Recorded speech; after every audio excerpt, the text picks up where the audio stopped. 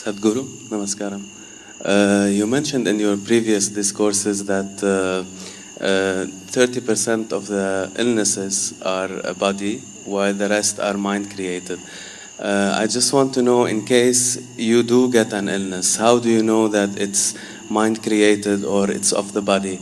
And in case it's psychosomatic in nature, what would be the emotional and the thought pattern that's behind it? How would you find that out and correct it if possible? Thank you. Suppose your right hand gets up and does funny things and smashes you, pokes your eyes, do you have an ailment or no? Yes, isn't it? For sure you have. That's exactly what your mind is doing, isn't it? It gets up, pops around, hurts you, pokes you, makes you cry, makes you suffer. Do you have an ailment or no? If your hand started poking at you, hitting you, beating you up, definitely you are sick, isn't it? Yes. So if your thoughts and emotions are poking you, strangling you, torturing you every day, aren't you sick, I'm asking? By your own definition I'm going. So, because this sickness is on, it will manifest in so many ways in the physical body. There is no question anymore. Every thought, every reverberation on the level of the mind, depending upon the type of reverberation you create, the whole chemistry is going through a change. It's all been measured.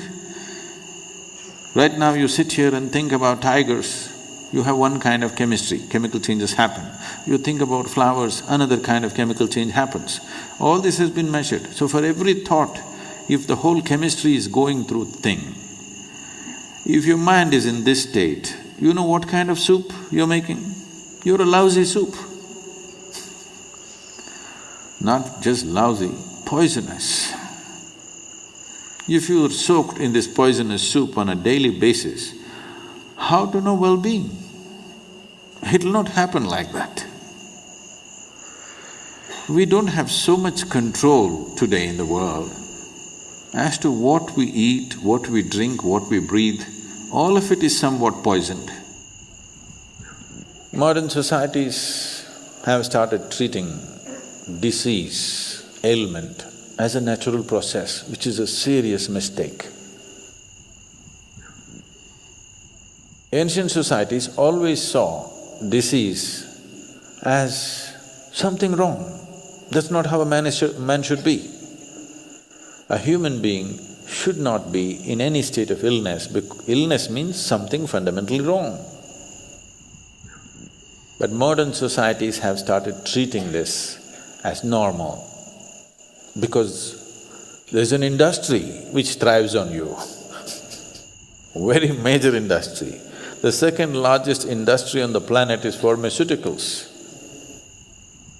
So, if the second largest industry on the planet is pharmaceuticals, that's too much lousy soup, isn't it? Every day you have to add something to this to make it… No. If you're willing, we can make this into a very wonderful soup. The chemistry is in a fantastic state. To be blissful is natural. If you do this, believe me, 70% of the ailments will vanish from the planet.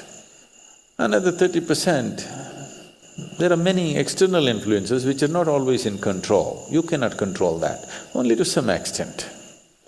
So, if you're constantly creating a nasty chemistry within you,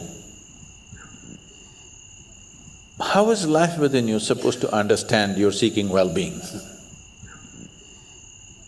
How? It's just unfair. Life within you thinks, he likes ailments and gives it to you. Yes?